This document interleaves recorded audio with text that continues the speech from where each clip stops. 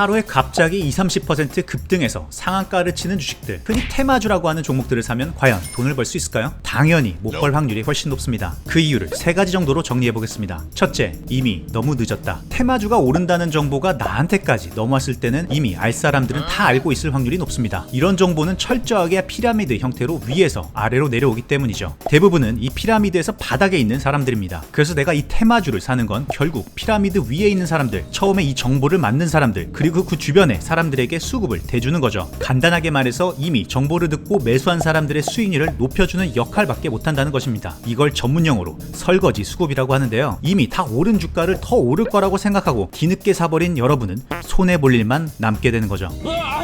둘째, 원래 투자할 가치가 없는 종목이다. 이런 테마주들은 대체로 애초에는 알맹이가 없는 껍데기 뿐인 종목들이 많습니다. 펀더멘털, 그러니까 평소 같으면 투자할 가치가 없는 기업들이 대부분인 겁니다. 그렇다 보니까 내가 이 종목에 투자하는 유일한 이유는 그냥 오를 거라는 소문뿐이죠. 그 말은 만약에 유일한 투자 포인트가 빗나가는 순간에는 앞으로는 두 번 다시 수익은커녕 원금조차 회복할 가능성이 거의 없다는 거죠. 왜냐면 그때 아니면 아무도 안 보는 종목이었으니까요. 삼성전자 같은 종목은 떨어지면 장기 투자라도 할 수 있는데 이건 장기 투자도 못해요. 애초에 이런 정보를 만드는 사람들은 일부러 아무도 듣도 보도 못한 종목을 대장주로 만듭니다. 그래야 사람들이 이게 비싼지 싼지 어떤 기업인지 아무도 모르고 눈먼 돈을 투자하기 때문이죠. 셋째, 장중에 대응할 시간이 없다. 내가 전업 투자자거나 다른 직업이 없으면 괜찮은데 사실 대부분 본업이 있으시잖아요. 조금 다른 분들도 있으시겠지만 보통 9시에서 6시까지는 쭉 일을 하고 있죠. 테마주는 갑자기 폭등해서 갑자기 가라앉으니까 그 짧은 순간에 사고 팔아야 하는데 일을 해야 되다 보니까 장중에 왔다 갔다 하는 차트를 실시간으로 계속 볼 수도 없고 대응도 못하는 겁니다. 그래서 정말 내가 운 좋게 정보를 빨리 받았다 해도 제때 사고